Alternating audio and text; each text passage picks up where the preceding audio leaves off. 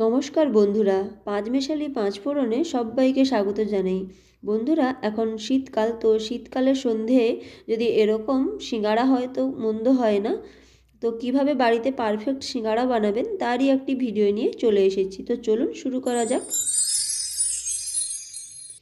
এই সিঙ্গাড়া বানাতে গেলে প্রথমেই যে সিঙ্গাড়ার যে ডোটা বানানোর দরকার, তার জন্য আমি এখানে দেখুন প্রায় ধরুন না, এখানে 1.5 কাপ থেকে 2 কাপ মতো ময়দা নিয়েছি, তাতে পরিমাণ মতো লবণ আর অল্প একটু কালো জিরে নিয়েছি। আর দেখানো হয়নি, 1 চিমটে খাওয়া সোডা নিয়েছি, দিয়ে এটাকে ভালোভাবে এভাবে মাখিয়ে নিলাম। দেখুন, আপনাদের কাছে যদি খাওয়া সোডা না থাকে আপনারা স্কিপ করতেও পারেন। আর আমি এখানে ঘিটা গরম করে নিয়েছি। সেই ঘিটা এখানে আমি দিয়েছি প্রায় ধরুন 1/2 কাপ মতো ঘি। এভাবে মাখিয়ে নেব। দেখুন, ঘিটা দেওয়ার পর ঘিটা হালকা গরম করে দিলে ভালো হয়। এভাবে মাখানোর সময় দেখবেন যদি ময়ামটা একটু মানে হাতে মুঠো করলে যদি জোরে থাকে তাহলে ভাববেন যে পারফেক্ট ময়াম হয়েছে। তারপর আমি উষ্ণ গরম জল দিয়ে ভালোভাবে এটাকে মাখিয়ে নেব। আর এই যে মণ্ডটা হবে এটা একটু শক্ত শক্ত টাইপের, নরম হবে না। এভাবে এটাকে মাখিয়ে নিচ্ছি দেখুন। আর এইভাবে এই ডোটা যদি এরকম শক্ত করে বানান বা করেন তাহলে দেখবেন দোকানের থেকেও বাড়িতে ভালো সিঙ্গাড়া হবে। তো আপনারা স্কিপ না করে পুরোটা দেখতে থাকুন আমি কিভাবে বানাচ্ছি, তাহলেই দোকানের মতো হবে। না হলে স্কিপ করে যদি আপনারা দেখতে থাকেন তাহলে আপনারা পুরোটা বুঝতে পারবেন না। তারপর আমি এখানে কড়াইতে 1 চামচ মতো সরষের তেল দিলাম। সরষের তেলটা হালকা গরম হয়ে গেলে আমি এখানে 1 চামচ 5 ফোড়ন দিয়েছি। আর তারপর দিয়ে দিলাম গ্রেট করা আদা আর একটা কাঁচা লঙ্কা। আর আপনারা যদি যেরকম ঝাল খাবেন সেই অনুযায়ী দেবেন। তাতে অল্প একটু ফুলকপি দিলাম। আপনারা ফুলকপি না চাইলেও দিতে পারেন, আলু দিয়েও করতে পারেন পুরোটা। আমি এখানে ফুলকপি, মটরশুঁটি আর গাজর, আলু এইগুলো দিয়েই বানাচ্ছি। আর একটু মটরশুঁটি দিয়ে এটাকে ভালোভাবে 2 থেকে 3 মিনিট মতো আমি এটাকে ভালোভাবে ভেজে নেব। দেখুন, যাতে ফুলকপিটা সেদ্ধ হয়ে যায়। ঢাকা লাগিয়ে সেদ্ধ করে নেব 2 থেকে 3 মিনিট মতো।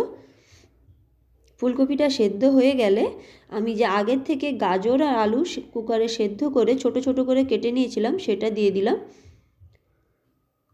আমি এখানে কোনো কাঁচা জিনিস ব্যবহার করছি না। আলু আর গাজরটাকে হালকা সেদ্ধ করে এরকম ছাল সমেত আমি এভাবে আলুটা দিয়েছি।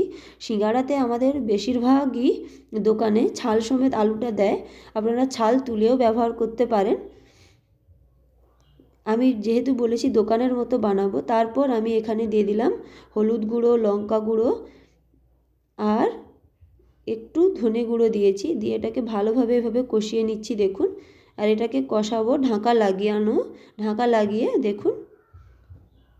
কষানো হয়ে গেলে আর এই আলু, গাজর, ফুলকপি এই প্রত্যেকটা জিনিস এভাবে ভালোভাবে আমি এভাবে খুন্তির সাহায্যে ম্যাশ করে নিচ্ছি দেখুন। আর তারপর আগের থেকে যে আমি ভাজা মশলা একটা রেডি করেছিলাম সেইটা দিয়ে দিলাম। আর অল্প একটু চিনি দিয়েছি দেখুন। ভাজা মশলাটা বলতে আমি এর আগের ভিডিওতে যে একটা ভাজা মশলা বানিয়েছিলাম সেটাই দিয়েছি। আর বাদাম যেমন দিয়েছি, শুকনো লঙ্কা, জিরে, ধনে, মৌরি আর গোলমরিচ, এই কয়েকটি জিনিসকে আমি ভেজে আগে থেকে গুঁড়ো করে রেখেছিলাম সেটাই দিয়েছি। দিয়ে অল্প উপর থেকে ধনেপাতা দিয়ে আমি পুরটাকে নামিয়ে নিয়েছি। পুরটা ঠান্ডা হতে হতে আমি যে আগের থেকে যে মণ্ডটা বানিয়ে রেখেছিলাম সেটাকে খুব বেশিক্ষণ দাববো না, আর সেটা রেস্টে রেখেছিলাম প্রায় 1 ঘন্টা মতো। সেই মণ্ডটাকে অল্প একটু দেবে নিয়ে এভাবে লেচি কেটে আমি এটাকে আপনারা যেরকম সাইজের সিঙ্গাড়া খাবেন সেই অনুযায়ী আপনারা লেচিটা কাটবেন। তারপর এরকম পাতলা করে আমি লম্বা করে বেলে নিচ্ছি দেখুন। বেলা হয়ে গেলে মাঝখান থেকে আমি এটাকে কেটে নেব। আর কাটার পর সাইড থেকে আমি অল্প একটু জল লাগিয়ে নিচ্ছি দেখুন, নাহলে সিঙ্গাটা জড়বে না, খুলে যেতে পারে, তার জন্য সাইড থেকে জল নিয়ে নিলাম। আর আপনারা যেভাবে পান বানান বা পানের যে এটা হয় বা আপনারা যে ঠোঙ্গা মতো এরকম করেন সেই রকম করে একটা আঙুল রেখে এরকম ঘুরিয়ে তার মধ্যে পুরটা দিয়ে এভাবে মুখটা বন্ধ করে নিলেই হয়ে যাবে আপনাদের পারফেক্ট সিঙ্গাড়া দোকানের মতো। এরপর আর কিছুই নয়, তেলে ভেজে খাবেন। তো আপনারা যদি এভাবে পুরটা রেডি করে রাখেন তো আপনারা যখন তখন এভাবে ময়দা মাখিয়ে সিঙ্গাড়া খেয়ে নিতে পারেন, কোনো সমস্যা হবে না। তো সবসময় তো দোকান থেকে কিনে খান, কিন্তু বাড়িতে যে আপনারা যদি বানিয়ে খান তো আপনাদের মানে খাওয়ার তেলগুলো ভালো থাকে। দোকানে তো তেলগুলো অনেক পুরনো হয়, তো আপনারা যদি বাড়িতে এরকম সিঙ্গাড়া ভেজে খেতে পারেন তো খুবই ভালো। আমার চ্যানেলে এরকম নতুন নতুন ভিডিও পেতে আমার চ্যানেলটাকে অবশ্যই সাবস্ক্রাইব করবেন। দেখুন আমার এক এক করে সবগুলো সিঙ্গাড়া মুড়ো হয়ে গেছে মোড়া।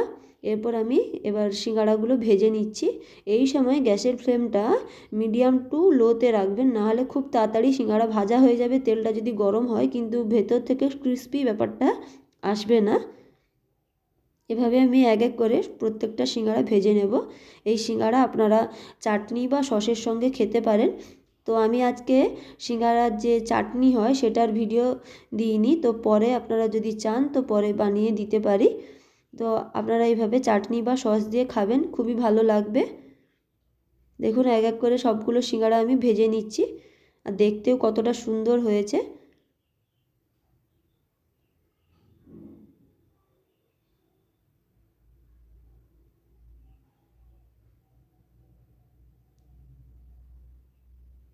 তো গরম গরম সিঙ্গাড়া অবশ্যই এই শীতের সন্ধ্যায় বানাবেন আর খেয়ে কমেন্ট করে জানাবেন কেমন হলো।